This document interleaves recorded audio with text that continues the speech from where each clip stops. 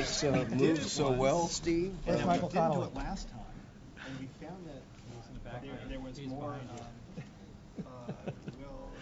And so this time we brought it back. Nothing like a little sugar. Love. There you go. So we ready? We are, sir. Thank you, everybody. Just want to look around the room here because I'm mindful that Steve made an observation at one of these meetings that there's 700 years of experience here. I just wanted to see what 700 years look like. You know, remember that old Mel Brooks, Carl Reiner routine about the 1,000-year-old man? And, well, we got the 700-year-old PSAPs here. But seriously, Steve, thank you. You're welcome, sir. For your leadership on this. Dana, thank you. I think she's on the phone. Dana, thank you. And to Jay English and David Hole and Phil Jones, the folks leading the various breakout groups. Thank you to you and Jim Gerke. Thank you. There you are. Thank you for holding the editorial pen. Is that the appropriate? It's kind of like Jefferson drafted the Declaration and then they sent it off to a committee, an editing committee, right? That was kind of your role. Exactly how it worked too, huh? And so thank you everybody for all you've done, and of course to the FCC team, Dave, Tim, David, Michael Conley, Dana, John Adams, everybody who has worked so hard on this, because it's been a little over a year, like 3 days over a year or something like that, yes, right? Sir. Since you took this up.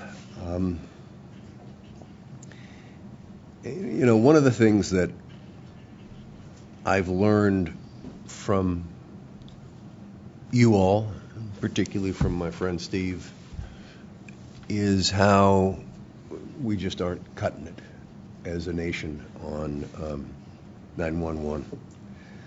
And as we transition, I should say, to NG 911, that we're not doing as good a job as Americans have a right to expect us to do. For the last year, you've been dealing with the issues that are the foundation for how we finally change that. How do you transition? How do you design a next generation 911 PSAP? How do you deal with cybersecurity, something that a word that didn't exist? When I know Mary and I were talking about PSAP business years and years ago, cybersecurity, you had no idea what that was, let alone that it would be a challenge. And also the great challenge, how to pay for it. So thank you for the work you've done to address those kind of issues. We ought to give credit where credit's due. The formation of this group was an idea first proposed by Commissioner O'Reilly. Thank you to Mike for once again identifying something that we ought to be doing and we can be stepping forward on. I look forward, and I know he looks forward to your report. I actually saw some real live last moment negotiation and editing going on in the hall as I came in here, and that's what the process is all about. And thank you for that. I've been pretty outspoken on my feelings about NG 911 and how it has stalled and how that stalling represents a danger to Americans. Our technology is out of date, but it's worse than that because we're not taking advantage of what could be done. You know, I mean, Dave Simpson has taught me that, you know, we all know see something, say something, but technology allows us to see something, say something, show something. We haven't got the systems in place to do that. And so the fact that we haven't kept pace is more than they're not keeping up. It is we are not able to do that which can be done, should be done, and the American people have a right to demand must be done. We've done about everything we can do. I keep looking for things here and turning to Dave and Tim and David and saying, okay, what else can we do inside the authority of the FCC? We've dealt with the question of resiliency. We've dealt with the question of location. We've dealt with the such issues such as text to 911 to try and take advantage of new capabilities. But we've pretty much exhausted what we can do here at the Commission, which is why every time I have been before Congress for the last year, I have always said we have to have leadership out of the Congress, and we have to have a new national plan for NG 911, and that only Congress can make that happen. We've sat down with the 911 caucus to review with them what needs to be done, the limitations on how far we can take things, and how essential it is that there be congressional involvement. I pledge to you that in the year that I have left in this job, at every time that I appear before Congress, the number one item that I will talk about is the absolute necessity of reaching out, of Congress dealing with the issues in Next G 911 so that Americans can have the benefits rather than just to talk about them. And your work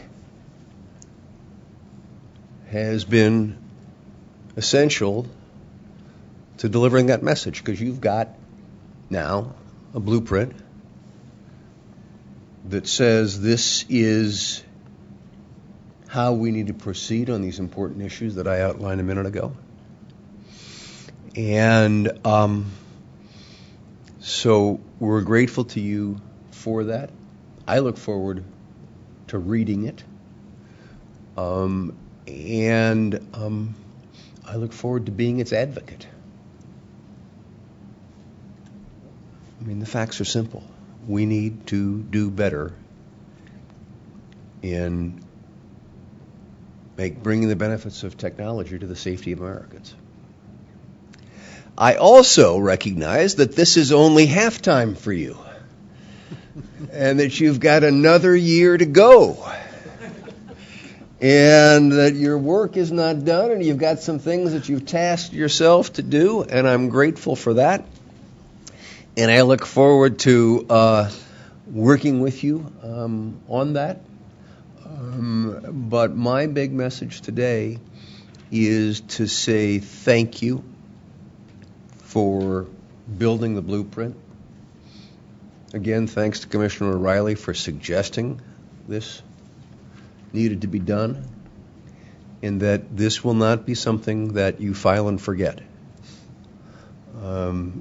that we will continue to advocate and push for what needs to be done to make sure that all Americans have the benefits of the next generation of 911.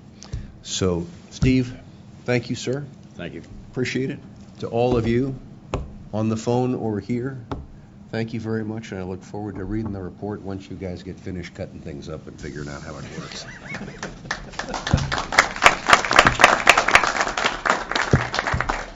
Mr. Chairman, before you leave us, I think it would be important for me to share with the nation's 911 operators how your comments with regard to we're not getting it done in 911 or next generation 911 is not at all a reflection on our 911 operators.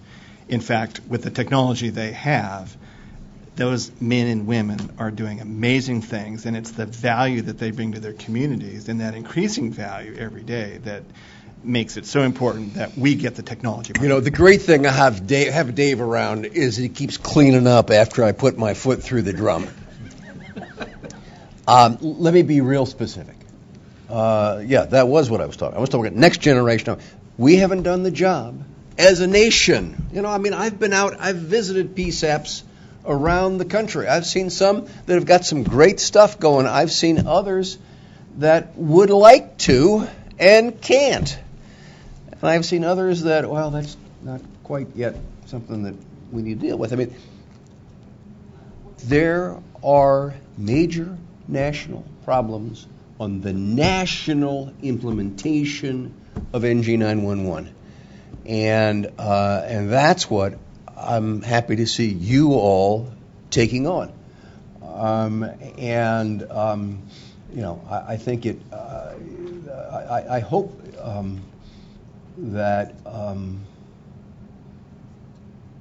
we have a record here of making it clear that we are pro-public safety and pro-PSAPs and pro the kind of work that that is done by the PSAP community.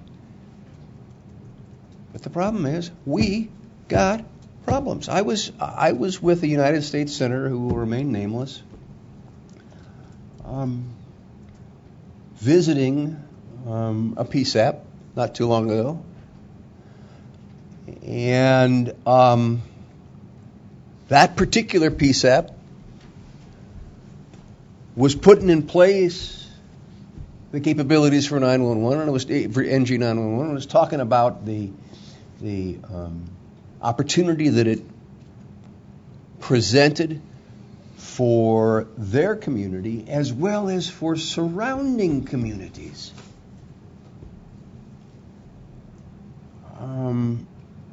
But unfortunately, we need more of that.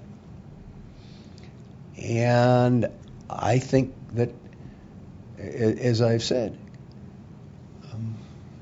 we've taken this ball about as far as we can take it here at the Commission. If somebody can come up with a way, with an idea as to other things that we ought to be doing, I'm all ears. But I think this basically boils down to a funding and a planning and structural kinds of issues that you're talking about in your report. That's why your report is really important. So, thank you for making sure that the record is clear. But I'm very clear in my own mind in terms of what I feel and what I mean when I talk about the responsibility that we all have to make sure that the benefits of NG911 are available to all Americans, not just some Americans. So, again, thank you, Steve. And thank you, Admiral. Thank you. Mr. Chairman, if you will, and my good friend, Admiral Simpson, I'm going to pull rank on you, sir, as a Senior Chief Petty Officer and go before you on the agenda. But I do want to comment on a couple of things. At a previous meeting, Mr. Chairman, I did reference the fact that 16 years ago, I guess it is now, two gentlemen in this room, there was only one at the time, authored a document that was really the foundation for Next Generation 911. It was a NINA report card to the nation. It is interesting, I think, that here we are 14, 15 years later. Those two gentlemen are in the room together, Jim Gorky and Tom Wheeler. And here we are about to vote again on a historic document that will take us to the next level in the advancement of 911 in a way that no one could have envisioned that many years ago. So thank you before you leave. We appreciated your leadership then. It was in a different capacity that you had, as it was in a different capacity that Jim had. But the fact is that you were both leaders back then. You remain to be leaders today. And we operated in your shadow because you are giants in our industry. And I want to thank you personally, and I think on behalf of everybody. Well, Mike, you know what the secret to that whole thing was? Mary was turned loose on me, and that was I was dead meat from that point And her on. hair was longer then, right? Thank you. I yield back to the Admiral, sir. No, thank you, Steve. And you can invoke rank anytime. This is the sixth time we've gotten together, so thanks so much for everyone coming. We missed the snow little kerfuffle we had. Congratulations to all of the first responders in and around the metropolitan Washington area, as well as up and down the eastern seaboard that just did a wonderful job getting out ahead of Jonas and using the systems we have to reduce the negative consequences of that storm. It really was remarkable in the planning and the organization for that, Steve, and I commend you all. The FCC is the primary government agency charged with responsibility for our nation's telecommunications networks to ensure that they're accessible, reliable, resilient, and secure. With that goes what the chairman talked about, which is the obligation that we all feel in ensuring that we can maximize the benefit of those critical resources towards really important things in communities like 911. So facilitating technological innovation, encouraging investment in economic growth are part of ensuring that our network needs are met for the American public. We know that we need to extend that to 911, and we have all been working on that diligently for the last year in this group. The nation's 911 system, and this is the part that the chairman is absolutely right to laser focus on, let's get the job done with Next Generation 911. That doesn't mean that we shouldn't be proud of what we as a nation have built with 911. It's the best system in the world. It is the envy of the world. People feel more safe and more secure throughout communities in America because of, or in part because of, the ability to call for help and have that assurance. You're going to get it when you call. And it's gotten better, better, and better. The men and women that answer those calls and then go through and conduct the dispatch and follow up to make sure that the response is appropriate and the best that can be provided are heroes in their own right. And as the chairman has discussed before, as terrorism and incidences of mass violence become domestic in nature, it's not a stretch to say they're the front lines for that effort. The imperatives, though, that are now in front of us because of the introduction of new technology include the cyber threat that has driven a real need for responsible planning and responsible action by those that have 911 responsibilities. And as we work to bring the 911 system up to date with those latest technologies, we've got to ensure that we not only set it on a path to meet the demands that are in place with the kind of technological capabilities of modern networks, but we're doing so by baking in an approach towards cybersecurity to continue to hold faith with it's got to be secure, reliable, and available. It won't be available if it is open to a cyber actor's ability to get in and degrade or deny the service. I published a blog yesterday. I want to thank everyone around these tables because you all helped me pull together content within that. When you look at it, if you're uninitiated into either cybersecurity or emergency services, IP networks, and you're a decision maker, you probably read that thing and say, oh my God, look how much has to be done. I'm here to tell you, if you're running an IP network and you're not covering down on the kinds of things we talked about in that blog, you're not responsibly running a network that needs to be public safety grade. It is a lot of stuff. It does have resource implications, and we need to make sure that we're all getting after it. But there are roadmaps. There has been lots of work already done to help jurisdictions ensure that they are responsibly addressing cybersecurity threats. So I commend the blog and the links in the blog to those who have PSAP planning responsibilities, that it is so critical to have a risk-based approach to that and ensure that you're assessing risk and then investing in the right risk reduction efforts to get ahead and address cybersecurity. That doesn't mean that you got to do it all yourself. Many of these networks are too small to, on their own, have a credible public safety grade cybersecurity program.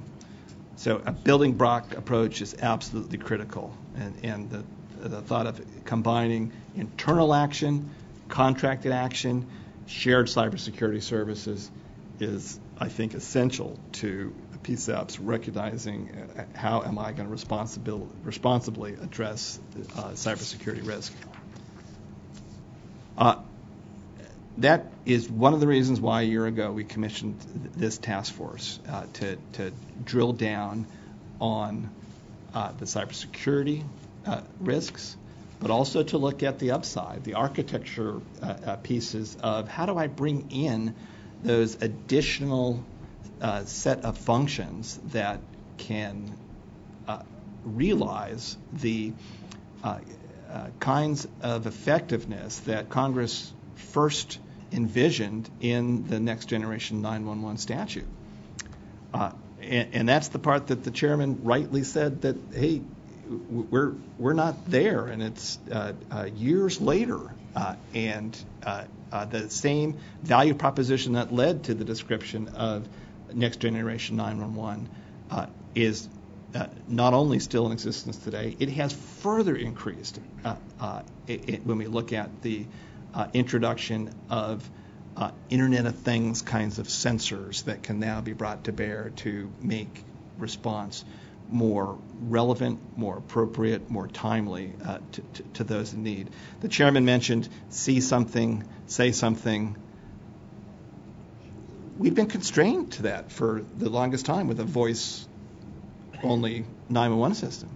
But when you start to think about the impact of being able to show something, see something, say something, oh, and here's the picture, or here's the audio clip, or here's the additional information on what might be a safe route out. That's huge. Well, that shows something piece is Next Generation 911. There are a couple of jurisdictions that are increasingly capable of a show something kind of thing.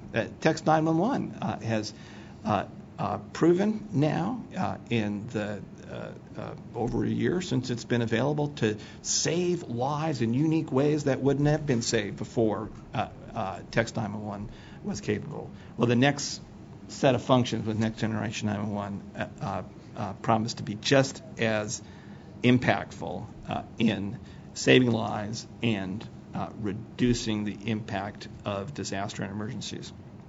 So the task force established the three working groups that we talked about: cybersecurity, architecture, and resource governance. All three really hard tasks. And the chairman called out the leads for that, so I won't do that again. But let me personally thank you for your hard efforts, the hard efforts of the entire task force that helped support you. It's just been a superb effort in not only the amount of work, but the effectiveness of your work to date. And I am very much looking forward to seeing the unified report and your recommendations on the way forward. As with any report of this magnitude that covers so many critical subject areas, the process to develop that was marked by vigorous debate. We had hallway negotiations ongoing all the way up to the convening of this meeting. And as the chairman noted, that's a good thing. These aren't easy recommendations to make. They won't be easy decisions to make based on those recommendations.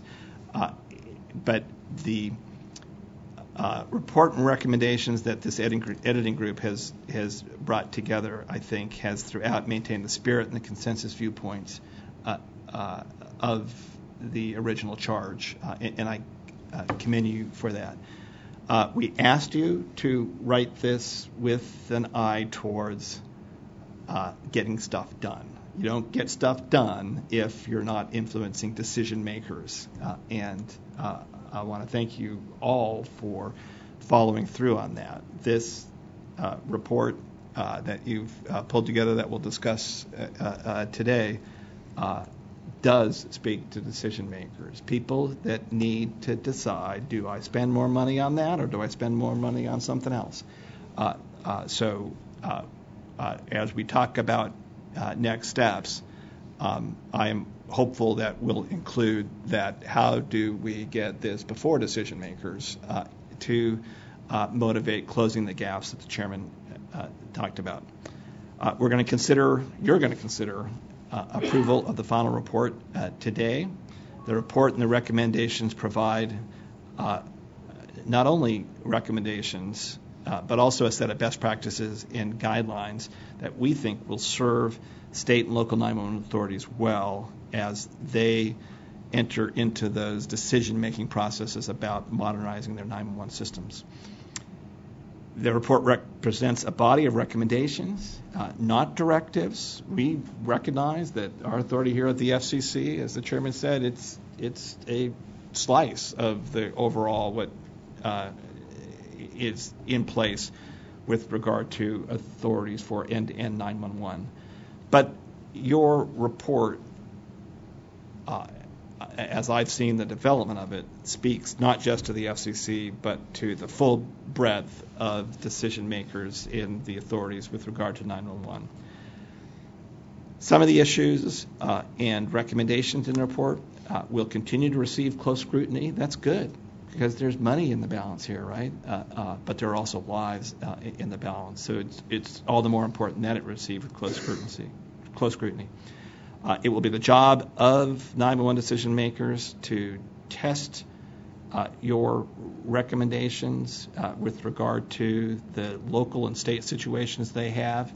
And we at the FCC stand ready to help facilitate, to help clarify, to help bring additional information in, to help those decision makers make the right decisions, so that as communities and Americans within those communities face emergencies, whether they're personal or whether they're large scale or natural disasters or cyber attacks, that the 911 system stands ready to deliver and increasingly deliver upon the capabilities outlined by Congress in the Next Generation 911 vision.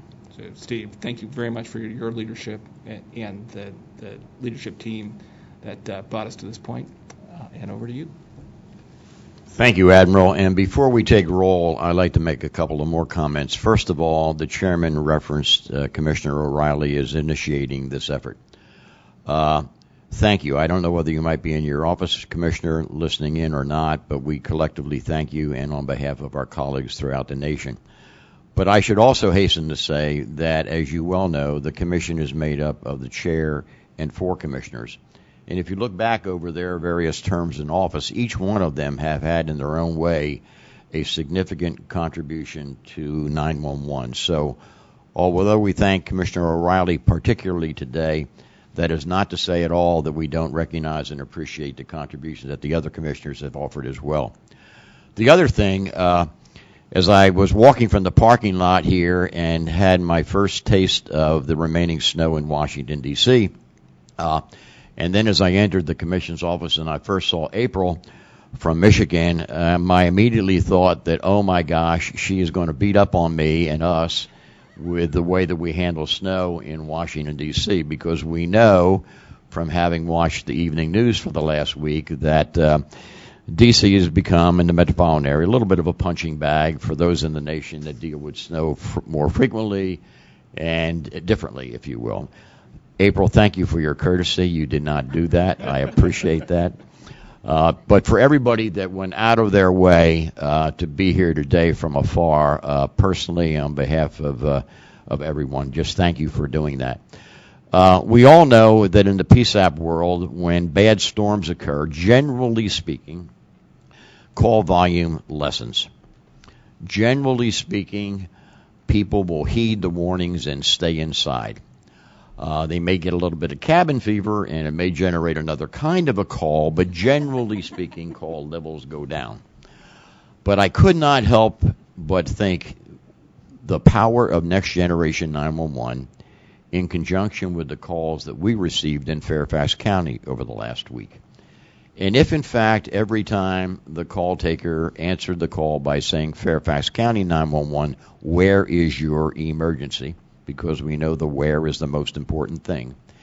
If they could have benefited from the caller saying, and this is what it looks like outside of my home, what a powerful new tool that would be in the call taker's toolbox to bring service to the community. And that's really what we are all about. The document that I referenced early on that goes back to Mary and Jim and to the chairman was a historic document, and today we're going to vote on another historic document, a foundational document, a document from which other things will flow. I think all of you have now at your seats a document that the Commission provided to us earlier today with 4 items on it, and it is a little bit of a task order for the next iteration of the Task Force on Optimal PSAP Architecture. We have one more year in our lifespan, and this is not the only thing we are being tasked to do. We, in fact, were invited to look at this tasking and add to those things that we may have found as we have worked and deliberated over the last 12 months plus that also should be added to that list. But if you look at the list, it's not terribly different than the list that we were tasked with when the task force was originally constructed. So we all go into this knowing that even though we're going to vote on a historic document for adoption, there is still work to do. It is ever changing out there. The landscape is changing consistently. So we should go into this vote today recognizing that there's going to be more opportunities and more responsibilities on all of us to take us to another level. Having said that, let's take roll, and I'm going to look down here, please, to Joe, if you'd lead off. Joe Heaps, National Institute of Justice, U.S. Department of Justice. Lori Flaherty, National 911 Program at the DOT. Brian Fonts, National Emergency Number Association. Jay English, APCO. Larry Hatch, Oregon APCO NINA. Dave Hall, the National Association of 911 Administrators. Mary Boyd, Entrado West Safety Systems. I can remember my name. Jim Gerke, Texas 911 Alliance. April Heinze, Michigan Communications Directors Association. Tony Montani, Verizon. Phil Jones, the Washington Utilities and Transportation Commission. Alicia Burns, the Digital Decision. Mark Fletcher with Avaya. Bernard Aboba with Microsoft. Dusty Rhodes, Department of Homeland Security. Good afternoon. Chris Littlewood with St. Petersburg College and the Center for Public Safety and Innovation. Thank you, Chris. And to the Admiral's left are? Tim May, Designated Federal Officer. David Firth, Deputy Chief of the Public Safety Bureau. Thank you. You see the agenda before you, and before we actually begin to work on the agenda. Yes, I'm sorry. Thank you, Admiral. As the chairman said, you're always bailing him out of.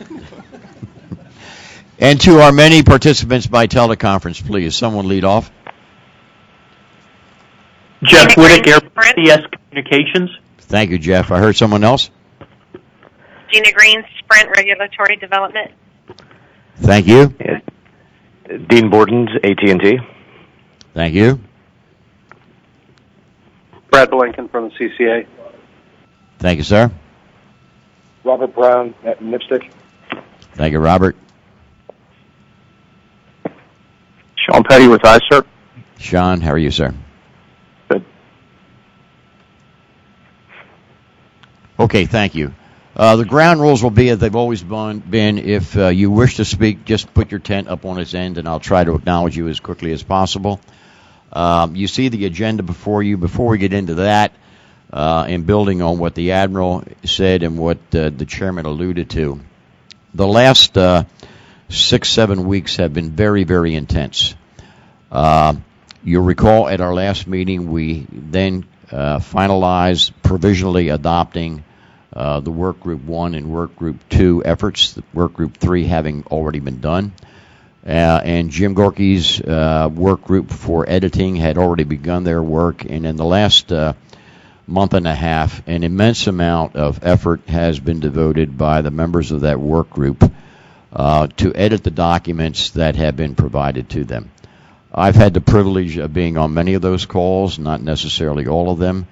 And I know the diligence that was applied by every member as they incorporated where at all possible those things that were in our purview to incorporate. Remember that we did not have the authority to go in and rewrite in any way, shape, or form the original submissions that were made by the three work groups.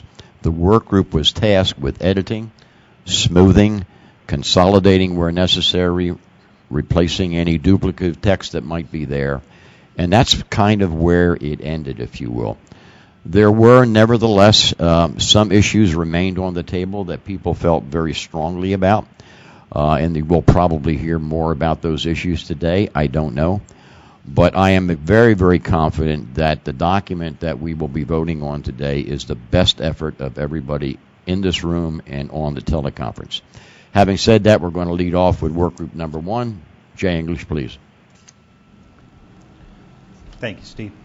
And in keeping with our chairman's request, I'm going to make some very brief remarks, and then I believe we'll open it up for comments on the Working Group 1 section specifically, if there are any.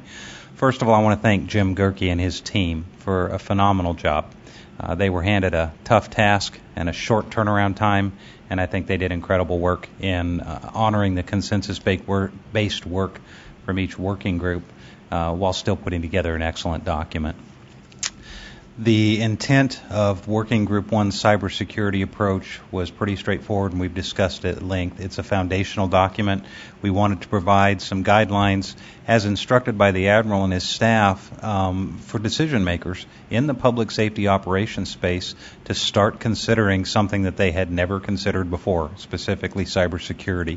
The intent of the report is to be that foundational document, not to be specific recommendations that must be enacted tomorrow, but to be information that is kind of understanding in a dynamic environment is a place to start for further discussions to take place and for some more specific work to be done, honing in on things like the EC3 concept or other specific aspects of cybersecurity.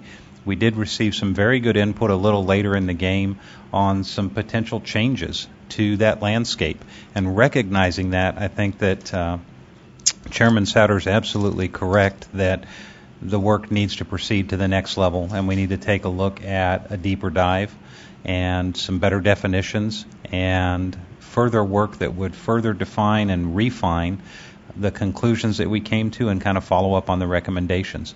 So with that, again, I'd like to thank the Admiral both personally and on behalf of the group for a tremendous opportunity here to be part of something unique and to be the first in the nation kind of approach. It has been an incredible honor. And your staff has been nothing but supportive in making sure that Working Group 1 got all the support that they needed. So a fantastic experience overall, and I think some good work to move forward on. With that, I'd open it up to anybody who might have any comments or questions about the Working Group 1 work before we move forward.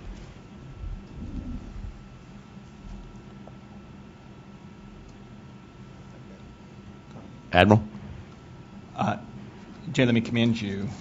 And I think one of the very unique value propositions that has come out of your working group is that it just wasn't one more, oh my God, there are cyber bad actors there, the sky is falling.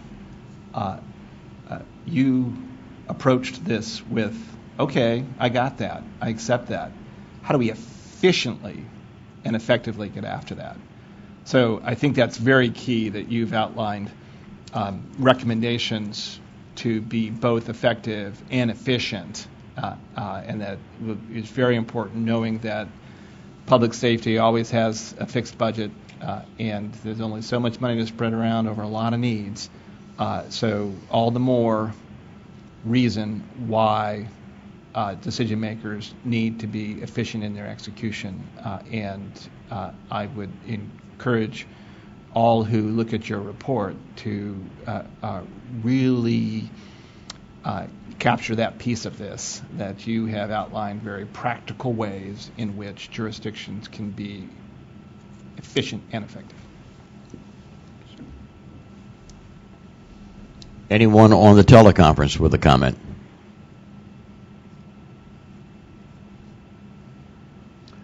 I'd like to speak to the topic in general, Jay. I had the occasion within the last couple of weeks to be with I think one of our target audiences, a group of elected officials, and their knowledge of 911 is pretty much their fingertip and the number 911.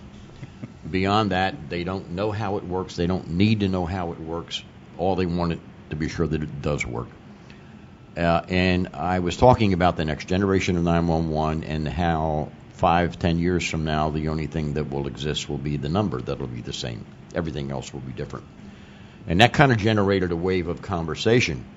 And when I introduced cybersecurity into it, it absolutely was something that was completely off of their radar screen. They had no idea about, and not that they need to know about specifically, but they need to know about it from the standpoint of the more global issue of the next generation of 911 and the funding that will be required to ensure that the network that we will surely be installing is in fact secure. So it just speaks to the importance of that number one tasking that the Admiral tasked the task force to tackle when we were formed about a year ago. Thank you, Jay. Great work. Any other comments before we move on to work group number 2? I saw Phil's hand. Phil? Thank you, Steve. I'd like to commend Jay and his group for all of the hard work and just pass on a couple of comments from Washington State on cybersecurity that I've been involved with, and then offer a couple of comments on the cost considerations of this. Slightly different than your audience, Steve. My audience is the legislature and our governor, primarily. And I've been, we had a governor's cybersecurity conference here a few weeks back. Let me assure you that people, elected officials, are very much aware, and they're getting to be more aware of cybersecurity situations in general. I would agree with you that on the public safety aspects, of 911 and emergency communications. Maybe less so. They're more focused on the electric grid, the Sony hack, which is not critical infrastructure, water and wastewater. But at least the legislators, besides the governor, I've been up to 2 or 3 committees and briefing our legislators, and they are very, very much aware of cybersecurity, the security of these critical systems. So I would just urge all of us in all 50 states to engage in that dialogue with the PSAPs, our governors, and elected officials. Second point is I always get asked the question, well, how expensive is this? How much is it going to cost, Commissioner? And I don't think we have good numbers yet. And I note that in our Phase 2 of TFOPA, there's maybe going to be a more in-depth review of this issue. But I would like to ask Jay in a minute how he thinks that should be analyzed, because I think the range can be quite significant. And so we should be very careful with our elected officials and the people we brief that depending on the assumptions on personnel, space, servers, whether or not PSAPs are going to share this across the networks, we have to be a little bit careful here. The third issue, Steve, and I think Admiral Simpson, I've explained this to you before, we have at least one large county in our state that has NG911 equipment ready to go. The ESI net is there. The CPE equipment is there. The CADs, the screens, the telecommunicators have largely been trained. But guess what? They're not going live. Why? Because of cybersecurity. And they do not believe that the telecommunications provider for the state has adequate, robust, according to the NIST framework, those 5 steps in place. So I just want to put everybody on notice that we can do a lot of good work in this report, but it may require a little more persuasion and a little more in-depth knowledge of what sort of communication system, and particularly for 911, is going to be necessary. So I'd like to ask Jay. Jay, my question is the cost considerations on pages 59 to 62 of the report, the integrated report. Where did those numbers come from? And these are not the only numbers, are there? Can you provide any high-level thoughts to the group on how you would like to see this go forward on the cost side? Sure, and I appreciate the opportunity. So the numbers that we had were based on a couple of different things. We asked some organizations that have deployed real-world solutions in the cyberspace for a variety of entities, including the utility environment and some, I wouldn't say public safety, but maybe some government space interests. And the deployment and cost of sensors and network monitoring was actually pretty well thought out because it's based on a real-world model. The construction costs and some of the other costs were estimates based on a generic look at a minimally staffed center that would support multiple PSAPs. The reason that we did it in a generic fashion was simply to give sort of a baseline. Now, the numbers that you saw for personnel costs, and I believe Admiral Simpson has pointed out several times that your personnel costs are the gotcha here. We can build networks and secure networks, and we have good technology, and that is not the most expensive part. Our capital expenditure, it pales in comparison to the operational expense of keeping smart people in those centers, staffing them, and watching for the threats and acting on those threats 24/7, 365. Those costs were, again, generic in nature in that they would not take into consideration the cost of living in D.C. versus the cost of living in Orlando, Florida. But what they did do is they averaged what it costs to take an IT person who has a specific background in cybersecurity and a supervisor and a manager, and we sort of amortize those costs over what the nationwide average would be. And I would agree with you that there are a number of different approaches to how we build that cost model moving forward, because you will have some PSAPs that are resource rich. And when I say that, I don't just mean money. They have a lot of folks, they have a lot of talent, they have a lot of equipment, and they are going to want to either interconnect to or construct an EC3 or EC3-like entity to the very best level they possibly can, and they will have the money to do it and the personnel and the expertise to staff it. And they will probably spend more to do that because they'll have some specific requirements to their enterprise. There will be other PSAPs, and quite frankly the vast majority in this country, that are 3 positions or less, that, as the Admiral has pointed out and Mr. Souter has pointed out and others have pointed out, don't have the resources. They don't have the money, the facilities, or the personnel. They will have to share services. They may share commercial services that already exist. They may construct an EC3 that is regional in nature, building on both government and private partners. The costs there would be spread out across the entities, so we would have to come up with a cost model that says if we built this to support 30 PSAPs in a 2-state region, how would that cost be shared? What kind of expertise will we have? What are our connectivity costs? But we could still use this model from the perspective of what it costs to monitor the sensors, deploy the sensors, and what kind of bandwidth charges you're looking at. Those are good, at least core numbers. But again, this was a jumping off point, not a specific model. It was kind of a generic approach to here are some considerations. I think the most important thing we wanted to get out was this costs real money, and it takes real resources and smart people to defend your enterprise. And as part of any approach to Next-Gen 911, just as any approach to building any network anywhere, you need to bake cyber in up front. The biggest mistake we've seen, and I commend the PSAP that you're talking about, the biggest mistake we've seen is we build a network, we build a system, we stand it up, we turn it on, and then it gets attacked because we forgot to defend it first. So I think if we do nothing else, at least we've put a baseline out there. We've elevated the importance. We've started the education process, which quite frankly is a heavy lift, I think, in the public safety environment.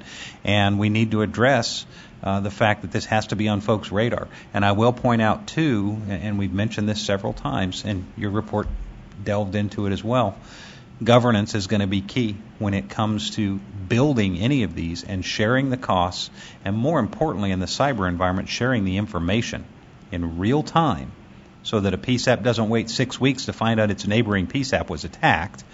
We have to address governance issues, and I've had conversations with several people at this table over the years about how governance will kill a good project faster than anything.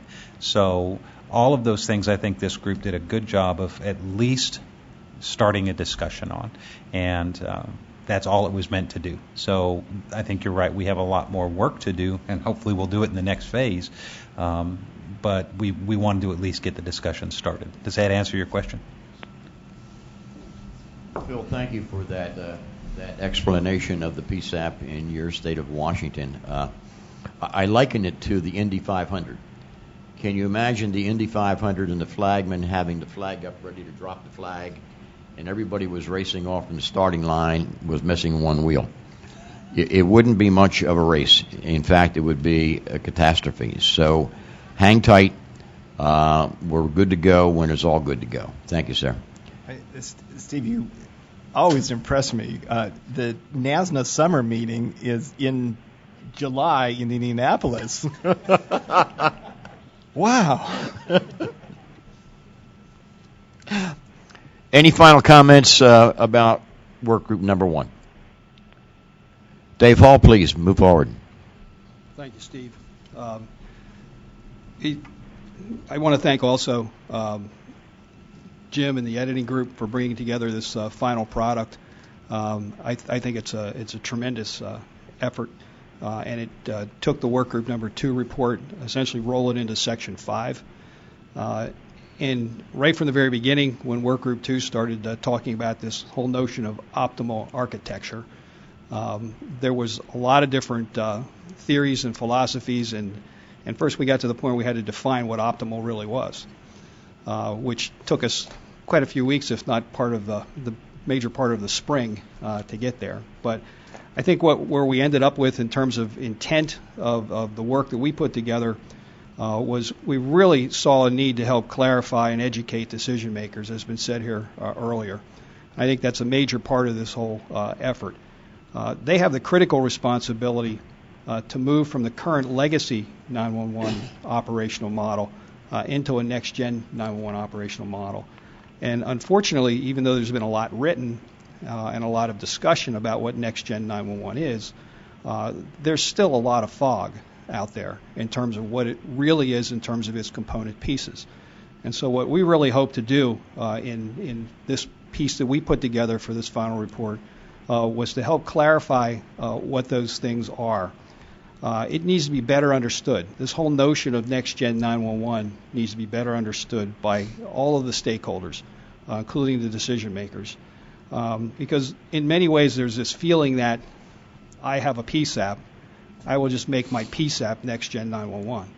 And it's a much bigger piece than that. There's a whole system that surrounds that that will bring a lot of other players into play rather than that very decentralized model that we have currently. Independently operated standalone PSAPs will need to transition to be interoperable communications entities along with that broader piece. And that has to be a fundamental understanding of the 911 authorities that currently operate those. To develop anything that's optimal is going to require sharing. It's going to require mutual work together on a larger scale. It's going to be developing systems of systems through that cooperative sharing piece. The legacy 911 environment, as we've said many previous times to this and is laid out in the report, that's occurred over the past 4 years, even though, as the Admiral has said, those 911 operators and those telecommunicators have done a phenomenal job. But we are essentially, by not allowing the next-gen elements to come into play through a transition, handicapping them in many ways. And as a result of that, moving from the TDM legacy environment into the IP environment is problematic in many ways. And it will involve a lot of different elements. It will involve transition, when we use the word transition, from operating service providers now, in terms of the network carriers, to operating service environments, which will include hosted location at a lot of different places where it does not currently sit. It will involve the build-out of ESI nets, as we detail in our report. Standardized systems of systems that will be able to interconnect in a national interoperability framework. It will involve next-gen 911 core services, probably the part that is least understood well by other than the people who have been working on the standards. Geospatial control location-based call routing will become critical as well. Call taking and dispatching infrastructure at the PSAPs will be receiving things that they have not heretofore under the legacy system received. Things like text messaging. Even though there's an interim solution, it's not the IP next-gen solution. They'll be receiving video. They'll be receiving photos. They'll be receiving data as part of the Internet of Things that will be coming into the PSAPs and have to be generated. And there will be an analysis function that has to take place that currently may not be taking place at high levels. So one of the things in evaluating all this, we did not present one best optimal architecture model. Instead, we laid out a series of options that are available to the 911 authorities in the jurisdictions for how they could configure their system based upon what the essential component pieces are going to be. One thing is for sure, and we lay this out in the report too, that transitional next-gen 911 will require two systems. Initially, it'll require the legacy system, gatewayed into the next-gen system, and we know that the longer it takes to bring those two systems into one next-gen model, the more it will cost. So there is an imperative piece to this in terms of moving ahead as quickly as we can to reducing the overall cost of that transition. We also know that, and we presented in the report, that the advancement of next-gen 911 systems are essential to meeting public expectations. We have all kinds of capabilities now in our smartphones that 911 does not have. And part of that transition is moving to the point where what you have on your smartphone is readily available to the telecommunicators in our 911 centers. Better data, better understanding, better situational awareness, better transmission of information. So I think Work Group 2 has done a phenomenal job over long hours over the past year in working that out in the subgroups as well as in the overall meetings that we had, and we're proud to present what has come forward in the recommendations and in the final report as well. So thank you, everybody. Thank you, Dave. Is there anyone in the room or online that would like to comment?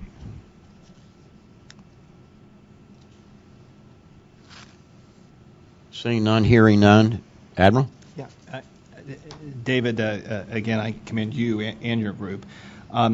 The options that you developed, I presume that the options then can be crossed to the kinds of political jurisdiction relationships that are out there, so that a council of governments would be able to look at the options and see something that might be more optimal for a council of governments situation. A state like Connecticut that wanted to approach this statewide would see options that might fit it better. Is it correct that we would see options that might better match different political situations? Absolutely. We laid out essentially what are the core components of a next-gen system, and how those systems are then configured really comes down to local decisions. And it's a matter of how much funding is available, what's the best optimal architecture to present for that 911 authority, whether that 911 authority is a single PSAP or in a more cost-effective way potentially whether they are shared services across those boundaries. Because ultimately in a next-gen system, what we want is the ability to route calls outside of a single PSAP other than picking up a phone and saying, hey, I'm transferring this call to you, which is how the system basically functions now. So in that routing functionality in an IP world, there are a lot of different ways to configure those systems. And whatever those 911 authorities are is really the places where those decisions can be best made. And so we have the versatility included in what we suggest for whether it's a hybrid system, whether they're standalone systems, whether they're interdependent, interoperable systems. Core services does not necessarily have to live at a single PSAP. It can be shared among PSAPs. It can be cost shared then among PSAPs, bringing the overall cost down of that system. So I think the report generates what those options are, and it will require jurisdictions to determine and partner with other jurisdictions, hopefully, in order to develop what is the best system within that regional and or state or whatever that entity ends up becoming. Thank you. One last call for comments.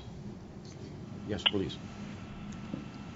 Okay, I'd like to mention a point that's definitely covered by Work Group 2 in our efforts, maybe driving the point home a little bit or elaborating, if you will, elaborating its possibilities. But one of the charter points of Work Group 2 is ensuring and improving access to NG 911 for people with disabilities. With that, Chairman Wheeler gave a keynote address at the TDI conference, which is a telecommunications for the deaf conference, in August of 2015. He emphasized and acknowledged the power and importance of texting to 911 and also broadband and evolving technologies. He further discussed ACE, which is an acronym I'll get to in just a second if you haven't heard of it already. But it's an open source platform of standards-based applications that works on mobile and desktop operating systems. This came to mind when Steve brought up the most important piece for 911 once you leave the home is a mobile device. And I think of the 30-some million people that are deaf or hard of hearing in this nation that don't have that same access to direct contact with the PSAP if they are deaf or hard of hearing like myself. ACE will allow for mobile and desktop operating systems to be using text, voice, and high-quality video for video calling into existing TRS providers, which are the telecommunications relay services providers. And with work for NG 911, we can work for more direct access. Chairman Wheeler originally called the platform Video Access Technology Reference Platform, or VATRP. This was renamed the Accessibility Communications for Everyone, or ACE platform. Okay, I'm going to read a little bit, very little bit, I promise, directly from the WG2 work group. The emerging NG 911 environment, NG 911 enables the general public to have options beyond voice and TTY or TDD regarding how they contact 911 centers for emerging assistance, and can allow for providing additional data beyond what is transmitting to 911 today. David already talked about that. Texting, sharing photos, and establishing video calls, not just sharing video, but establishing video calls for those that use visual forms of communication, very, very important. They're commonplace in our society today and necessary through 911. Systems that accommodates these applications are very important. In addition, it is critical that individuals with speech and hearing disabilities have these methods available to them for the reasons that I just mentioned.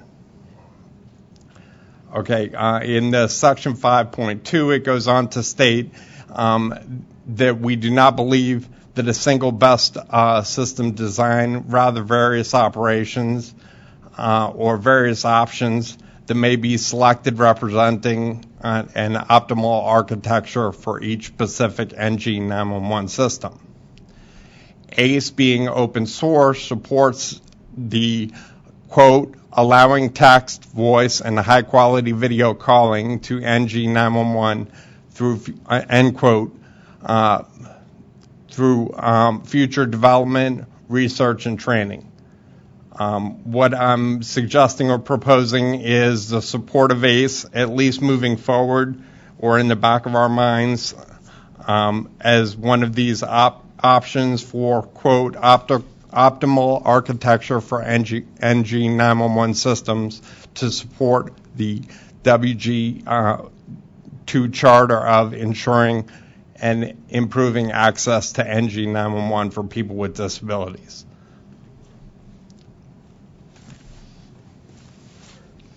Chris, thank you for that. Are you asking that we take a vote on something that you proposed, or are you asking that in the next iteration of the task force that we give it renewed attention?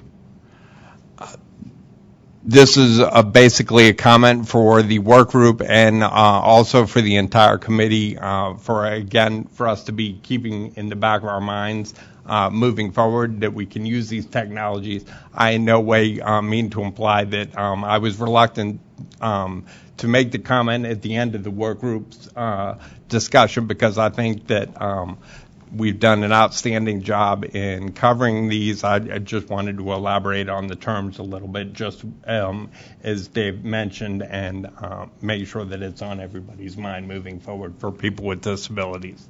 Yeah, and I think that's very important, and not only the emphasis on accessibility and ensuring that accessibility remains a priority, but also the identification of the ACE platform we have been thinking about platform orientation within the architecture, right, for within the PSAP, how CAD evolves and how call handling equipment can increasingly be platform oriented.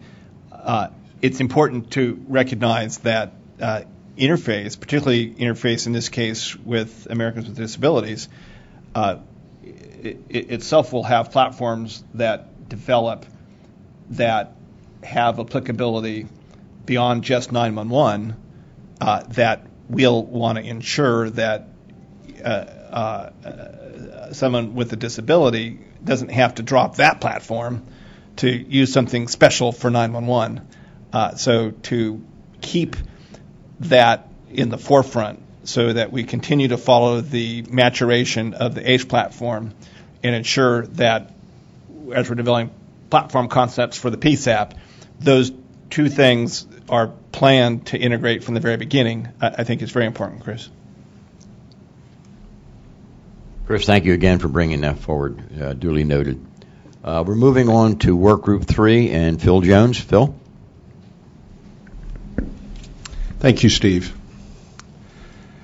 I'm going to make probably a little bit of a longer presentation because I think some of the changes made from our last meeting in December will be the most substantial for Working Group 3. I had the pleasure of dealing with the money, the fees, the resource allocation. So these tend to be, as my colleagues Dave and Jay said, it's all interrelated at the end of the day with governance and planning, but at the end of the day it comes down to funding. And I'm going to break this down into two parts.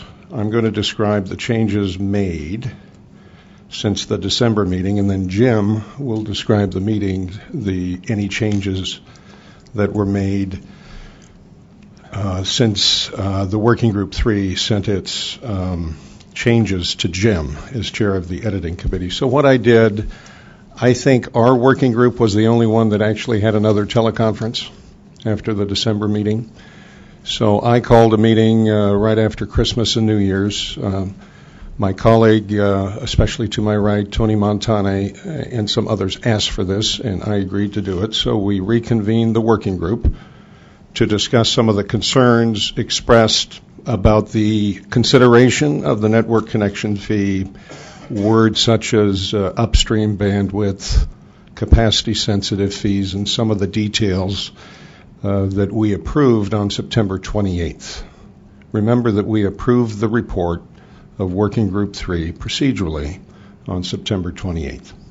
So we had one call, was a good call.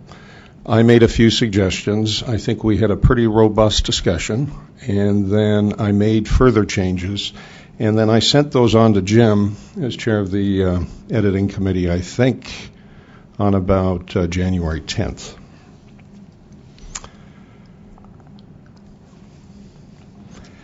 So on page 20 of the executive summary in your clean document, you have two documents in front of you, a clean document and a red line document.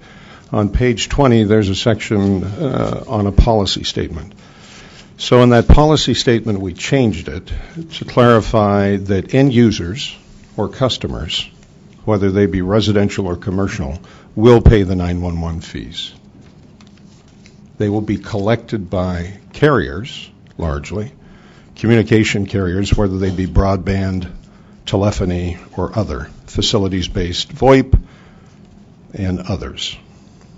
So we clarified that, and frankly, we clarified that based on cost causation principles, ultimately the user of the network, the person who benefits from this brand, 911 that Steve has talked about, we built up over 48 years, the 911 brand, and the system is very popular, but somebody has to pay for it. So at the end of the day, the principle is the end user pays for it. We also, in that policy statement, we kind of made consistent that we're going to use the word, quote, network connection fee. We aren't going to talk about upstream bandwidth or other things or downstream or whatever. We're just going to say network connection fee. And then we also clarified the role of the local state advisory committee or the group in doing more detailed work on that analysis. So that was kind of one major change. The other change we made are on pages 152 and 153 of the report. Then they deal with the diversion of states, the states who have diverted. So there were 7 states listed in the 2014 FCC report, including mine. And a few members of the committee brought to my attention that Illinois had passed a law in December. So procedurally, it was a little bit awkward. We passed our report in September. Should we include legislative changes after September in the report or not?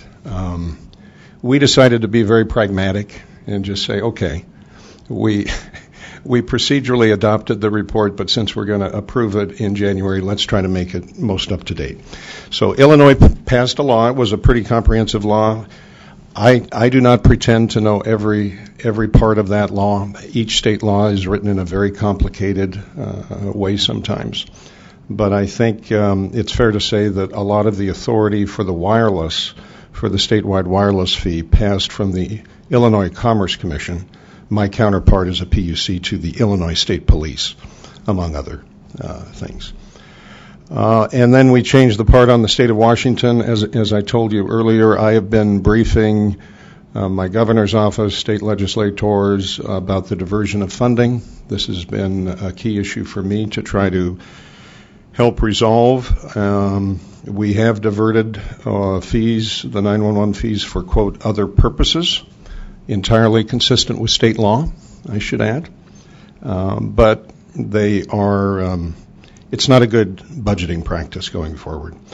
So the governor has made a request to the legislature in December, again, after we adopted the report, to restore $5.7 million of 911 fees for their dedicated purposes.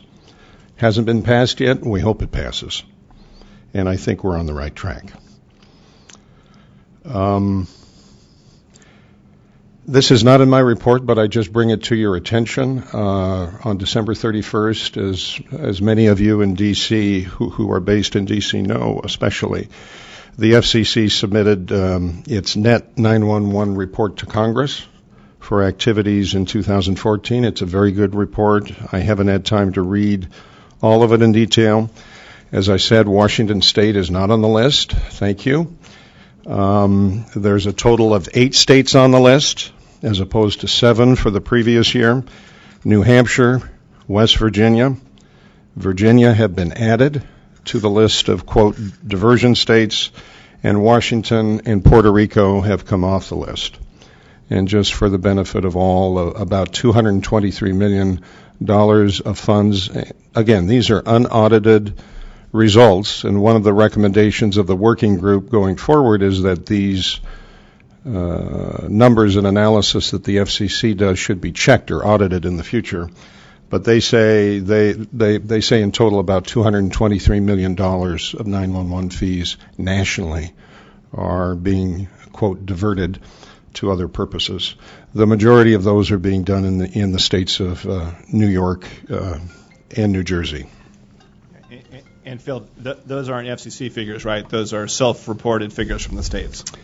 Those are self-reported figures from the states passed on to the FCC. I don't know exactly what all you do with them, but then they're passed on to Congress. Right.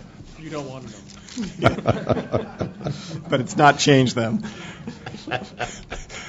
So the reason I bring those up for the benefit of the task force is that, you know, this is a very dynamic situation. New reports are being generated quite a bit. And I just thought I'd bring that to your attention. The majority of our work dealt with the section on the network connection fee, and that starts on page 160 of the integrated clean version in front of you. Just let me make a few points here. Tony may wish to address this later. But here's what we did. There were a number of concerns expressed about the network connection fee, how it would be designed, implemented, enforced. Frankly, on our working group call in January, we got into some detail. I think we got in too much detail. And so what we agreed to do was to try to keep the major substance and the intent of the September 28th report, which was adopted, intact, but try to clarify, make consistent, and reduce some of the granularity, reduce some of the detail of that. And the reason we did that is we thought that the FCC, the Bureau, would want to have a second phase of this task force, look at this in more detail. That's number one. Secondly, as you know in our report, I wouldn't say punted, but we deferred many of the difficult, more contentious, or where we couldn't reach an agreement on all the data sources and analysis. We basically deferred those to the local state advisory group. And so I went through the section, and I proposed to Working Group 3 that we simplify, reduce some of the granular details on what a network connection fee would look like. For example, as you recall, we proposed 4 different options. One was 1 megabit a second of upstream bandwidth in the report that was adopted, but we took all that out. So I think we realize this is a very complex area. There's no perfect solution, which we say in the report, but and it's going to vary state by state. That's the network connection fee. On the point-of-sale wireless stuff, the sections on point-of-sale wireless for prepaid services, we did not change any of that. And again, before I turn it over to Tony for his comments in a minute, we stress this is a menu of options. It's not a requirement. It deserves more study. Frankly, we believe that it would be irresponsible not to study in more detail a network connection fee. If we are truly, as the chairman said, if the policy of the FCC and the Congress is to move to full deployment of NG 911 by, let's say, 2020 or 24, it would be foolish from a funding perspective not to look at all the possible options. So we tried to stay consistent with our principles of competitive technological neutrality, and we go from there. Just let me say a few other things in closing. I think this report, and I commend Jay and Dave for their good work on cybersecurity and optimal architecture, but remember, we went first. Not to say that I'm good or it's good going first, but we were kind of the guinea pig. And looking at it in hindsight, I think we should have gone last, or at least we should have had the ability to take the working group recommendations of architecture and cyber and somehow factor them in and say, hey, this is going to cost money. Or, hey, if we share services, we can save money. So that's just looking at it in hindsight, Admiral. Steve, I think maybe in the next phase, if we could kind of get the cost and the resource allocation considerations more integrated into the work of the other two, that would be good. Secondly, education and outreach, and I've talked to each of you about this at times. I've already started, as I said, with my legislature. I'm starting to receive invitations to speak around the country. So I think we really need to look at the Working Group 3 recommendations on education and outreach and figure out how to implement them. For example, I received an invitation from NCSL, the National Conference of State Legislatures, to explain the network connection fee. I think I knew what was driving them. They just mentioned one aspect of our report, the network connection fee. I haven't had a chance to do that yet. I missed an opportunity in January, and I thought, frankly, I think it's more appropriate that any of us go out and speak. If we're speaking for the task force recommendations, we do it after we adopt the report today. But anyway, there's real interest in this among legislators, governors, CIO officers, attorneys general, and so we really need to move forward on that. But remember that the main recommendation, or one of our major recommendations in Working Group 3, is the FCC form some sort of we call it an LSAG, an LSAG, a local state advisory group, and I credit that idea to Mr. Fonts. Thank you, Brian.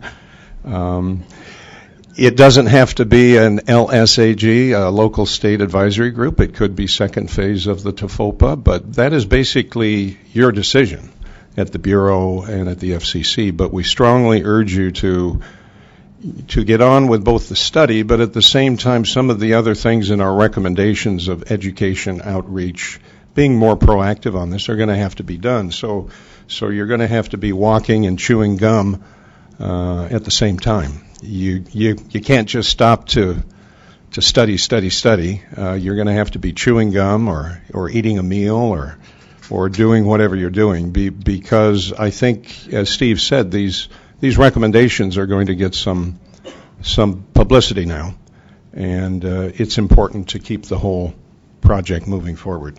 So with that, Mr. Chairman, I think those are the major changes. I'd turn it over to Jim to talk briefly if there were any changes. I think Joe had some recommendations on a Department of Justice thing, on a Department of Justice section that you changed in Working Group 3 report, and were there any other major changes made to Working Group 3 by your group?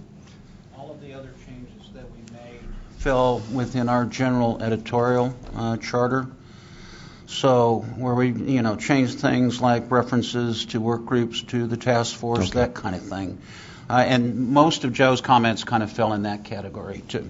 Okay. Yeah. Thank I'll you. talk about that a little bit more when I talk about the report. Yep. Phil, thank you very much. And I hearken back to my Sunday school days, and I seem to remember hearing something from my teacher about the first shall be last and the last shall be first. I forget exactly in what context that was echoed, but it all comes around. Comments relative to Work Group 3. Tony, your name was mentioned very much. You have the lead, sir. Okay. It wouldn't be a TFOPA meeting without me saying something. First off, I would like to say I do fully appreciate Phil's patience with me and his willingness to reopen some discussion with the working group to address some of the concerns that we raised. We tried to address it with the committee under Jim, but understanding the charter of that, which was really to look at wording, not so much the substance of it, it needed to go back to the working group. So I appreciate him revisiting that. And the changes that he referenced, I think were all positive changes, at least addressed numerous concerns that I had with the original write-up. So that was excellent. As I listened to all of the reports, and I participated on Working Group 1 and Working Group 2, technical problems tend to be the easiest to solve. So when you talk about going first, I think Phil probably had the toughest problem to solve, which is really to gain consensus about how to fund it. And as you said, funding, Next Gen 911, that is the real key. There are solutions out there, there are great products out there, but the question is how to get there and how to make that transition sooner rather than later. And we've talked many times, I think, with this team that the transition costs are an inhibitor to getting it done. So I appreciate Phil's efforts in this area. Verizon fully agrees with looking at different options in this transition environment and looking at the full suite of how can Next Gen 911 be funded. So I think the changes in the report, Verizon is certainly in line with. There's one area that we would still have concern with that I'd like to address. And there are statements in the Working Group 3 report, the final draft that came out, that we talked about prior but were not changed. And this has to do with language around the Internet Tax Freedom Act and references to that. The concern I have with the write-up is that there are conclusions drawn. And I think there was healthy debate within the working group about the applicability of the Internet Tax and Freedom Act, or its non-applicability. But the reality is there are conclusions drawn that we're not comfortable with. So there is one more change that I'd like to motion that we make to the final draft of the report, and it would be to address the concerns around the Internet Tax Freedom Act and really remove a presumption of whether it's applicable or not, but clarify that really that's an issue to be addressed later. To that end, I wanted to make is it a motion, Steve? Is that how we address a change? I'd like to make a motion on some revised language in the report to address this concern. And if you don't mind, I'll read it. This is on page of the current draft, 163 of the report. And on line 5606, we start addressing the Internet Tax Freedom Act. And it states, finally, questions may arise regarding the legal aspects of the imposition of such a fee for 911 purposes, given the likely continuation of the Internet Tax Freedom Act, whose continuance is now pending in Congress. Starting after that, Verizon would propose the following language. Working Group 3 members discussed the issue, and the majority of the members believe that these recommendations appear to be consistent with the safe harbor provisions for 911 and E911 services in the Act. However, some disagreed, and a more comprehensive legal analysis may be necessary. Moreover, Congress may wish to clarify its intent with regard to IFTA as we make the transition to next-gen 911 systems. So I propose that language as a replacement for the rest of that paragraph. And also as part of this motion, I propose that the appendix, which really gets into more detailed discussion around this topic, that appendix be removed. So that's the motion I propose. Phil, Mr. before you Chair- comment, Yes. in keeping with my elementary understanding of Robert's rules, is there a second to that motion? I second the motion. And seconded by Phil. Thank you very much. And now discussion. And for the members of the task force, as you know, I usually like to have agreements in writing and fully vetted with you at least 2-3 days before the meeting, but it didn't happen this time. So I ask you to trust me on this. So I regard this as a friendly amendment. It has been worked out between Tony, Verizon, and myself. I think the Working Group 3 members, if there is any member here at the table or on the phone who wishes to disagree on this, feel free to speak up. But I think that this still accomplishes the purpose of what we want to say, and that is that the safe harbor provisions in that act for 911 and E911 will be preserved. We don't know what the funding system will look like in the future, but I think for purposes of consensus, conciliation, as the chairman said today when he spoke to us, it's more important that we move together as a body together rather than to quibble over possible legal interpretations of an act in the future. So I regard this as a friendly amendment and would urge it to be adopted by the full task force. Any other discussion? In the room or on the line? Hearing none, call for the vote. All in favor of the amendment? Aye. Aye. Any opposed? Aye. Any opposed? And the ayes have it. Gentlemen, personally and on behalf of the entire work group, we know that the issues that Phil addressed earlier and that you addressed, Tony, were passionately expressed. And I'm glad that common sense and good fellowship can come together in the name of the whole. Thank you, sir. The next thing on our agenda, any other comments? I beg your pardon. Any other comments? Admiral. I also commend the group and superb work and the spirit of cooperation all the way through the end. It's definitely noted and appreciated. It strikes me that as we look forward, that on the government side, that a further definition around shared structures and taking that governance element of, okay, some of the costs now are going to be shared between numerous jurisdictions. Some will be still single PSAP-oriented costs, and there's a range of practices out there for how, where they're sharing today, how that's achieved. I think it would be useful to delineate some of the best practices and maybe a sharing agreement template or something that would be useful for jurisdictions that have not in the past been a part of sharing arrangements that they could draw from. And I meant, Admiral, that's a very good point. And on pages 157 to 159, I always like to refer to page numbers so we're precise here, but we did list, I think, 4 or 5 states, including Jim's, in the state of Texas. This is the section on effective state and regional coordination. Let's not forget about those recommendations. Remember when Commissioner O'Reilly came down to greet us in January, he talked about PSAP consolidation.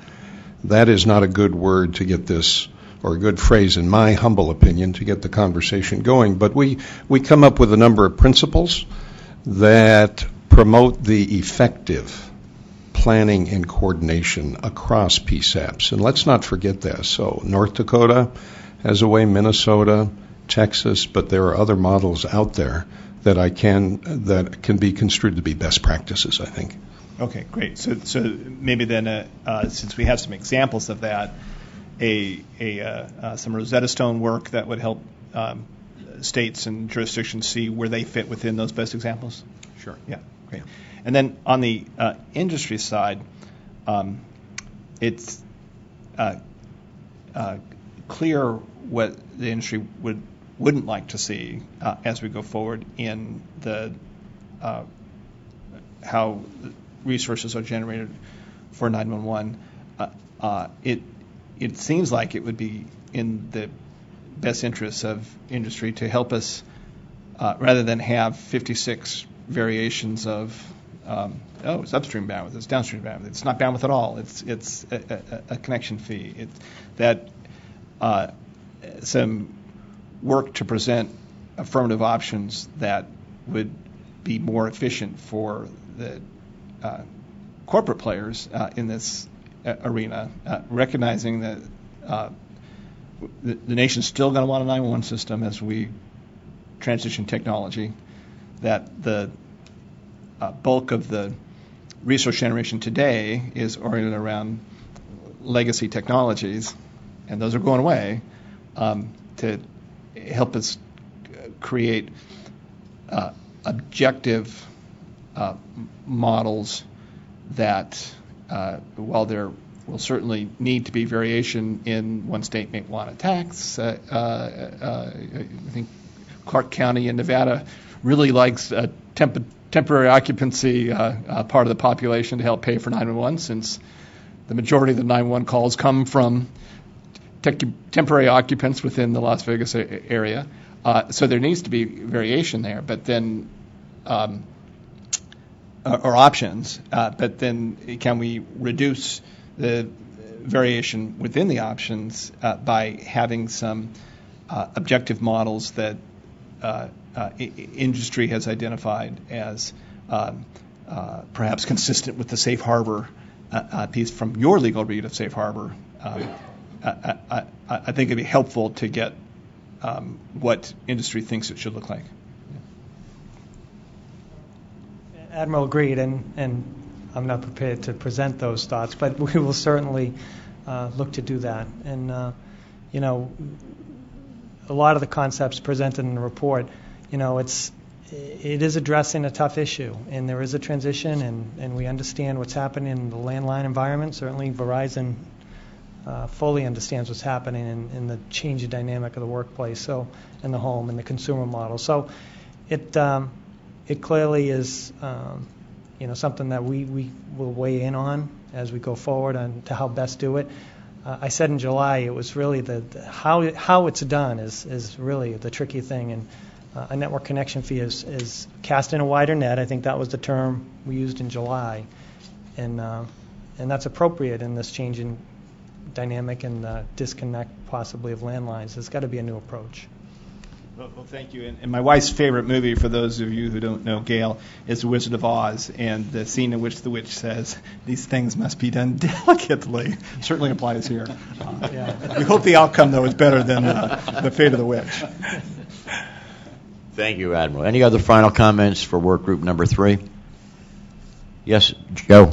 Yeah, Steve, I just want to make sure, was the language that changed that called for a legal opinion, was that a task that was given to the commission to come up with a legal opinion, or is that for future work for this group? I believe it's future work for this group, but I would defer to Phil for kind of a thought. Thank you, Joe. We did not specify who would do the work. We put it in the passive tense. So we just say a more comprehensive legal analysis may be, not shall be, but may be necessary. It doesn't say who, how, and when. Thank you. Okay. Any more comment? Let me make a suggestion. The agenda did not include a break, and the agenda proposed at the time it was written that we would adjourn about 2:15 or 2:30. As you know now, it's almost 3 o'clock. I would like to suggest, if there's an interest, that we take a 10-minute break quickly and then come back and begin to wrap up with Jim Gorky and the editing work group effort. Is that okay with you, Jim, or do you have a time frame? Some of us have flights out. Well, and I want to be sensitive to that. I'm very comfortable with staying at work here, but I wanted to be also appreciative of people that might need to stretch their legs. Is there a sense? How about 5 minutes? 5 minutes? 5 minutes, we got it. Okay. I'm not moving. Appreciate it. Yeah.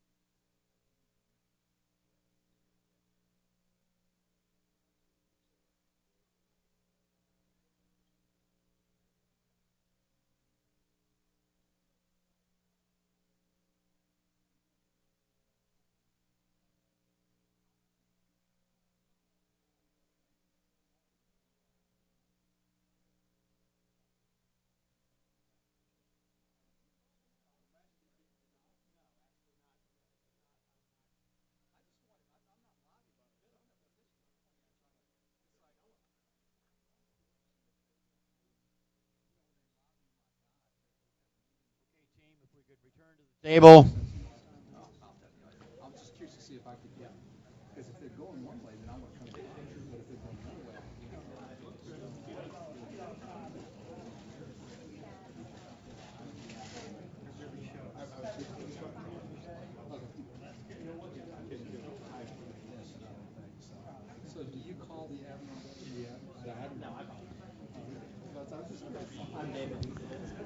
Okay, we're at the 1 minute countdown.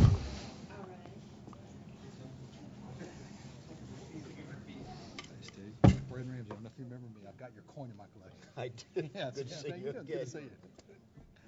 How'd you fare in your neighborhood? Oh, we were, man. I shoveled for 7 hours. Not so good. Then the snowplow came and put 6 feet of snow in my driveway. It took 2 hours back. And then, right, and then and it was frozen too. So it took me. I came out on Sunday, and I thought, well, most of my driveway was completely clear except for where it took me about half the time it took me to do my entire driveway to get that ice out of the end of my driveway. The government's here to help you. Yeah. My big challenge was Thank you for your promptness.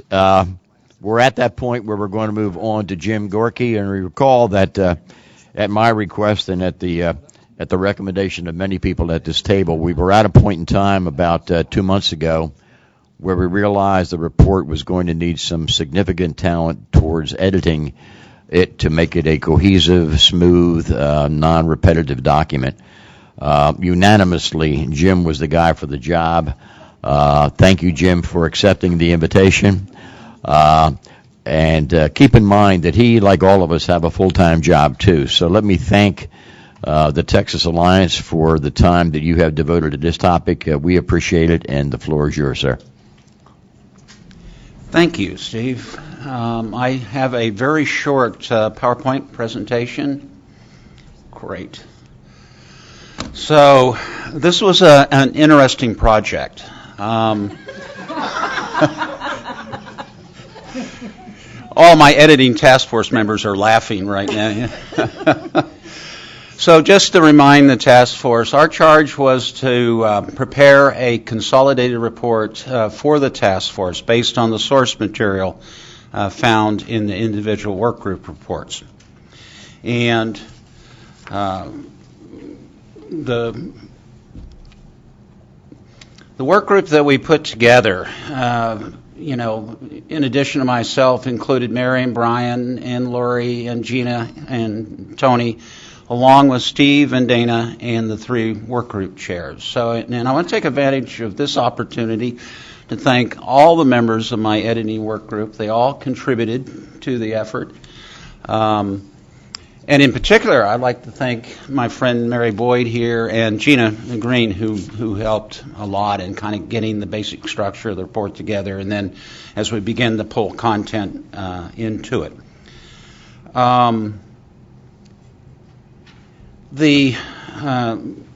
Our charge or our purview was not unlimited, Steve, as you indicated earlier today in this meeting. It was limited essentially to the things that I've identified here. So that included things like grammatical and basic editorial consistencies or inconsistencies, the formatting and related changes necessary to bring the content of the 3 reports into a consolidated report. And there was a lot of diversity in how the individual reports, or some diversity in how the individual reports were organized and how they were formatted. So we had to deal with that issue.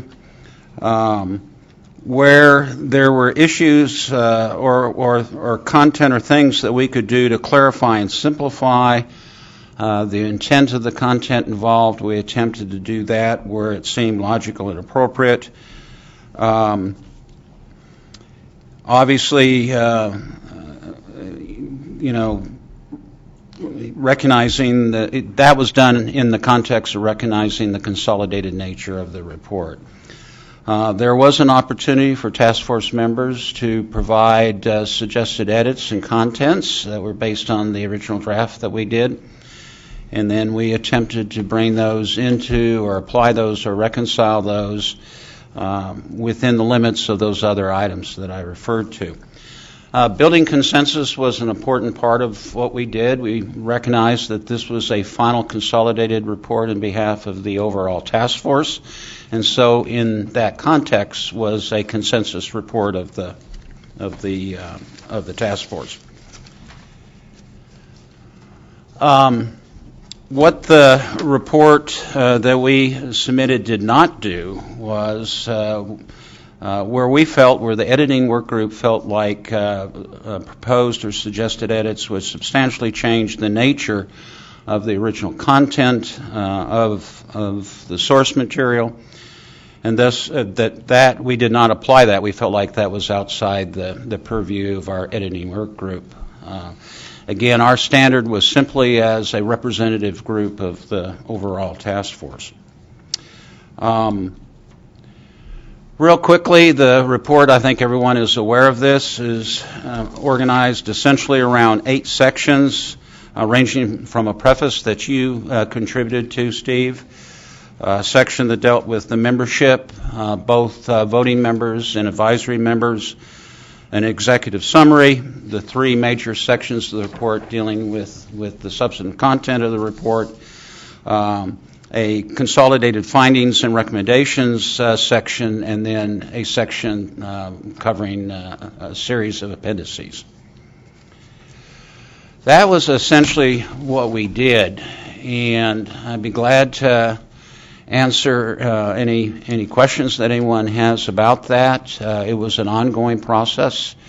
I think there will be an opportunity to continue where we catch misspellings and editorial kinds of things that we can kind of close on that before the report is finally published. So that's very quickly it. Jim, thank you so much, and all of those that worked with you on that task force know of the skill, the sensitivity, the integrity that you brought to that effort. So thank you, and thank them for that contribution. We're at the point where we need a motion to adopt the entire report. Keep in mind that when we do that, we are going to be adopting the report that you were provided, and to include the amendment offered by Tony, agreed to by Phil, and agreed to ultimately by the members of this task force. So it is still not a final document that you'll walk out of this room having a copy in your hand, but clearly those of us that have been here and online understand what the content is now. And to your point, Jim, it'll take a while. I'm not sure how, but until we get this thing really finalized to include the amendment that was offered, as well as to once again do a scrub of the document to be sure that all of the punctuation, et cetera, and grammatical things are taken care of. Having said that, is there someone that would move to adopt the report as I just described? Yeah, I'd like to do that, I guess. And so I will certainly. I would move that the final report, as amended today, be adopted by the task force. Thank you very much, Jim. Is there a second? Second. Dave Hull, thank you very much. Are there a third and a fourth and a fifth and a sixth? Probably so. All in favor say aye. Aye. Any opposed say nay. Ladies and gentlemen, job well done. Thank you. Good job, guys.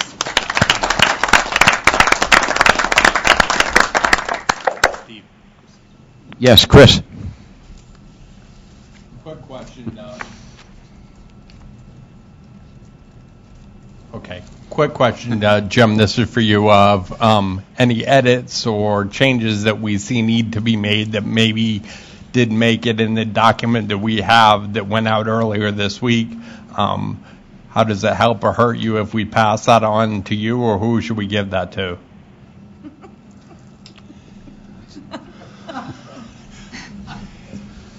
I can tell you what my understanding is. Tim? Yeah. I would just caution. So, the editing that will take place between now that the report's been effectively approved, the editing will be just cleanup. Okay, cleanup, ensuring that the agreed to language with respect to Working Group 3's effort is captured properly. All of this will come to us from Jim's group. But I think at this point, the only edits that Jim can entertain will be non-substantive edits. And I think it really has to be along the lines of misspellings and grammatical cues and things of that nature, and not wholesale or new sections or even parentheticals, if that makes sense. Just Understood. Chris? This is Chris again. They are semantics type edits that won't change the report in any way. However, they are report worthy. A couple that I've seen that are still in there, so I'll just pass them on to Jim. Yeah, agreed. Yeah, please pass them to Jim. But again, the final decision as to whether an edit should be incorporated is left to the editing group, and it's the document as received from them that we will publish. Okay. Thank you, Tim. Phil? In terms of and I appreciate the patience of members of the task force in listening to Tony and me today. What I would propose is that I will, since it's in my handwriting largely, I will type this up and get it to Jim and Tim ASAP, probably tonight. And I would propose that you get it out to all members of the task force ASAP, and then either you or Jim or Tim incorporate it into that particular section of the report. Is that acceptable to all? So everybody sees it in writing? Okay. Yeah. Okay, this is Tim, just so I understand. So what we're going to do is just to ensure that there's no concern with respect to the language. We'll get the language as agreed to between Tony and Phil out as soon as possible. That will be taken up by the editing group, as well as all other edits that need to be, that are lined up. But we do want to get the amendment language out, just so everybody knows, exactly what we're talking about. Exactly. And then that was what will be captured in its entirety and exactly within the document that Jim is going to release back to us. And then Tim, just to follow up, when I know we're all busy and you're busy, and then it will be posted on the Bureau's website. And are we printing up hard copies of this, or what goes on? Maybe I'm jumping ahead here, but. Well, no, it's a good time to talk about it now. It's my intent to release a public notice that announces the document, the conclusion of this phase of TFOPA, and pointing to the posting of the document on the FCC portal. I would also love to get feedback from the group on should there be an additional dissemination. For example, I think it might be useful to bind a copy up and send it to each of the governors. Each of the entities that report their 911 fee information to us, I think it would be great to send this back as, hey, you know how you might be able to better use those 911 fees to meet future challenges. Here's a group that worked on this for the last year. So if the group has thoughts on how we can be constructive in secondary dissemination, I'd love to hear that. It may be that sending it up to the communications committee up on the Hill, would be a good thing to send one to each of the offices there. Admiral, good point. And I would suggest that the wider the dissemination, the better, and certainly all members of the Next Generation Congressional Caucus, perhaps those associations that Phil often deals with from the standpoint of policy and procedure and legislature. The more the merrier, if you will. First of all, to let people know that this was done, and secondly, and most importantly, to give them a resource that it is designed to give them. So, and electronically, I would imagine that would be, a pretty efficient way of doing that. Yeah, sure. I think we can do a combination of both electronic, and I think in some cases, sometimes there's nothing that beats being able to get something in the mail. You open it up, and I'm going to look at that. So I do think that it may be useful to do some of that, although we've limited funds for that, so we've got to keep that to a minimum. This is Tim. I would just caution that it's a 218-page document, so I'm not sure we're doing first-class mail on that one. But David, yes. I copy is nice. Mary and I have our bound copies. We do. But I think that a lot of times when you're reading through a bound copy and you want to make notes and put little posties in there, it's very beneficial to highlight certain things. I'm still part of that old school, but even though I read things online, but the online version, you have to print it an online version anyhow. It hums away on your printer. So I think that having the availability of bound copies and sending out an official copy to certain folks is probably a good idea. Any other comments? Yes. Dusty. On behalf of the Department of Homeland Security, I congratulate the members of this task force on the successful completion of this report. It is a forward-leaning report that will serve to inform policymakers, planners, and public safety officials. This report was created with the best information available at the time it was written. Recognizing that we live and work in an ever-changing environment, there are some concerns that have recently come to our attention that this report may suggest resources that may or may not be available. I want to thank you, Mr. Chairman, and the Chair of Working Group 1, Jay English, for recognizing our concerns, and we look forward to working with the FCC, the members of this task force, to address our concerns and to implement the recommendations of this report to the fullest extent possible. Thank you. Thank you, Dusty. And if I could just elaborate quickly, what Dusty is referring to are things that were written at a point in time, but with the passage of time, some of those conditions that they were surrounding have changed or may change. And what Dusty was offering and that Jay and I acknowledged was the fact that this is very, very fluid, and we will be recognizing, the fact that there indeed may be some changes. Yeah. Any other comment? If I may, I'll call it a point of personal privilege on behalf of everyone. We all know that the 911 ecosystem is made up of many bits and pieces. And most of those bits and pieces are represented by people in the room or on the teleconference. We know that Brian Fonts has represented Nina at this table throughout the entire time, and Jay English has represented APCO, but I did want to draw everyone's attention to, it's not very often that I get to a meeting where the executive director of both Nina and APCO are present in the same room at the same time. So I'd like to recognize our collective friend, Derek Porch. Derek? Is there anything else before we wrap it up and head home? Personally, again, and I think on behalf of everybody here, to the Admiral, to Tim, to David, to all of the FCC staff that worked with us and behind the scenes, we could not have pulled this off without your help and guidance. We appreciated it. You were always there for us, regardless of what it was. And I believe that it is a better document because we leaned on you, and you, in fact, gave back to us. So thank you to each of you. And one last call for closing comments. Yeah, if I could. Yes. Unless are there some others? Yeah.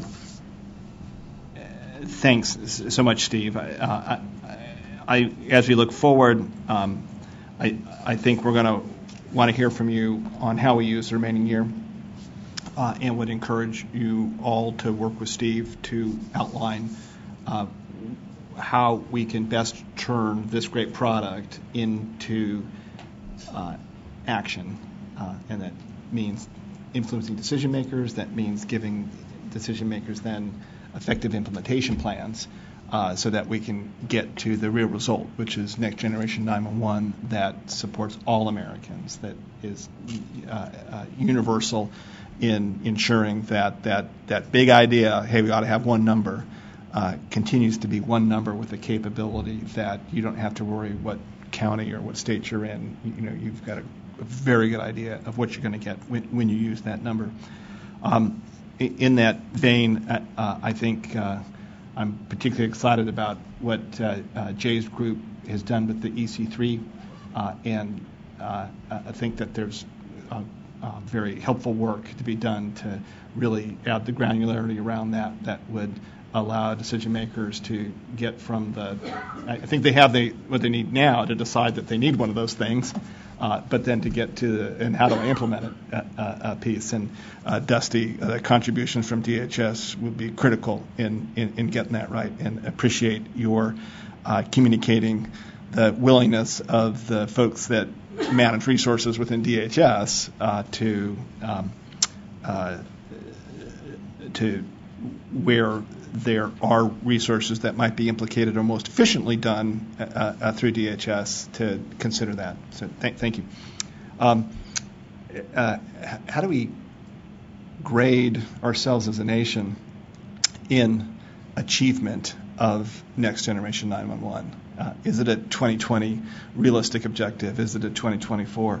I think in order for us to really be able to communicate to Congress where the shortfalls are, in order for us to communicate with states and local jurisdiction where it is that they stand at any given time, it would be really helpful to have a scorecard and something that in a very succinct way can allow communities and legislatures to assess where are we in this journey to Next Generation 911. So I think that might be something you might want to think about as you consider outlining for us what would be useful in this remaining year. Workforce training and education, in each of the areas, it's pretty obvious in cybersecurity, almost just as obvious in the new architectures and the shared services, and particularly as we now might have, hey, this one jurisdiction is going to take the cyber defense piece, and this other jurisdiction is going to work the GIS and mapping piece on behalf of the rest. Plans around how workforce training and education are done in the future. It would probably be useful work to do a little bit of that. But also, I think in the governance side of this, Phil, particularly as we looked at that government task of shared services that we ought to look at, is there a degree of training and education for those that won't sit for a formal training and education course on committees, commissions that would be useful? And then along those lines, this is really kind of between Tony and Phil, that part, the funding sustainment. We've talked about the capital needs, the CapEx piece, but as we look at the OpEx and the suggestions for revenue collection, the different options there, is there may be useful thought that this group could put into sustaining that and keeping that current over time, so that as technology continues to transition, we're only talking 5G. We're identifying the spectrum. We're thinking about Internet of Things. So there's a whole other set of players. Sensors that communicate to 911. Who pays for that incremental cost to 911? I don't know. So I think that sustainment, funding sustainment, would be useful at all for the group to consider, and we would look forward, Steve, to hearing back from you and to having you suggest to us when it might be useful to get together again as a group. I'd like to also reiterate the thanks to each of the leaders and the teams, to also recognize Derek as a former bureau chief. But I want to specifically call out David Firth and Tim May, who just have been invaluable for me in helping this group achieve the ambitious task that we set out for you. And Dana Zellman, Michael Connolly, and John Adams, who were the liaisons for each of the working groups, who were what I've heard not only invaluable to us, but invaluable to the groups themselves. So thank you, Dana, Michael, and John.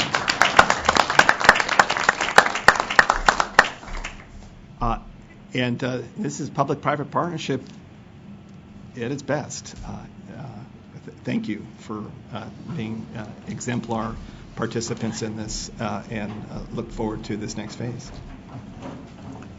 On a final note, I don't know how many people keep a diary in today's world, but whether you keep it by a memo to file or whatever, but just treat yourself by making some note to the fact that today you made history.